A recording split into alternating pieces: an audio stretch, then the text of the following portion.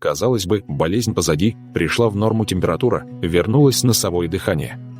Закончился больничный. Но здоровым себя человек до конца не чувствует, потому что у него по каким-то причинам еще долго сохраняется кашель. Это может быть просто остаточное явление после простуды или ОРВИ, а также бронхита. Такой кашель, скорее всего, скоро закончится, главное – не простужаться и не заболевать повторно. Или это относительно безобидная гипертрофия аденоидов, что часто случается у детей. Но бывают у остаточного кашля причины посерьезнее. Например, после болезни могли развиться осложнения в бронхах или легких.